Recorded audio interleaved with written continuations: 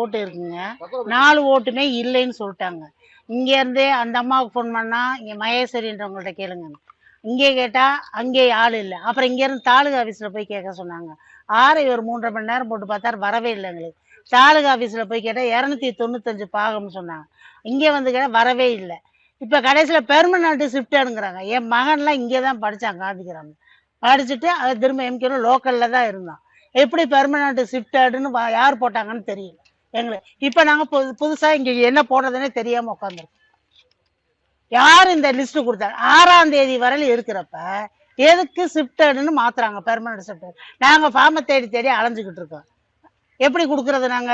அதுக்குள்ளே எங்களுக்கு பெர்மனன்ட் ஷிஃப்ட்னு போட்டது யாருன்னு தெரியணும். நாங்க இந்த ஊர்ல இருக்கோம், டெய்லி மார்க்கெட்டுக்கு வர்றோம், கடைக்கு போறோம், நிறைய பேர் பார்க்கறோம். அன்னைக்கு கூட வந்து இங்க போட்ட அப்ப கூட இங்க வந்து 1 வாரம் இருக்குமானே வந்து இங்க வந்து கேட்டா, மேல போய் பார்த்தா தாலுகா ஆபீஸ்ல போய் குறிச்சிட்டு அவங்க 295 பாகம்னு சொன்னாங்க. திரும்பவும் இப்ப பெர்மனன்ட் ஷிஃப்ட்னு யாரோ போட்டு கொடுத்துருக்காங்க. யாரு எங்க ஓட்ட பெர்மனன்ட் ஷிஃப்ட்னு போடுறது? வீடெல்லாம் மாத்திர இங்கதானே இருக்கோம். வீடு எல்லாத்தையும் டெய்லி இந்த பக்கம் தான் வரோம், டெய்லி மார்க்கெட்டுக்கு போறோம், எல்லாத்தையும் தான் பாத்துக்கிட்டு இருக்கோம். பெர்மனன்ட் ஷிஃப்ட்னு சொன்ன யாரு? பெர்மனன்ட் ஷிஃப்ட் மாத்தினது யாருன்னு எங்களுக்கு தெரியணும். டெய்லி இருக்கிறோம், எல்லாத்தையும் பாத்துக்கிட்டு இருக்கோம். கடைக்கு ஒரு 10 தடவை வர்றோம், ஆஸ்பத்திரிக்கு போயிருக்கோம். இப்ப ஃபார்ம் கொடுத்தாங்க. பெர்மனன்ட் ஷிஃப்ட் எதுக்கு லிஸ்ட்ல மாத்துறாங்கன்னு எங்களுக்கு தெரியணுங்க. யாரு மாத்துறது?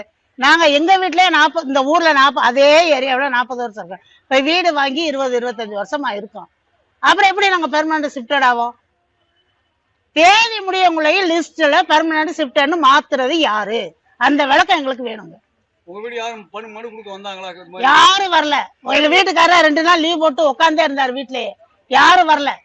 நாங்களா அந்த வார்டு மெம்பர் அண்ணையை கூப்பிட்டு பேசினாரு. பேசினதுக்கு அப்புறம் போய் இது பண்ணோம். இங்க வந்து ஃபில்லப் பண்ண வந்தா இங்கேயும் இல்லப்பாங்க. அப்புறம் இங்க இருந்து தாலுகா ஆபீஸ்க்கு 2 நாளா நடந்தேன். தாலுகா ஆபீஸ்ல 5 மணிக்கு மேல பார்த்துட்டு உங்களுக்கு 295 சகாயராணி ஸ்கூலு அப்படின்னு சொல்றாங்க. இது எங்க போய் யார்கிட்ட கேட்கறதுன்னு தெரியாம 15 நாளா சுத்திட்டு இருக்கேன்.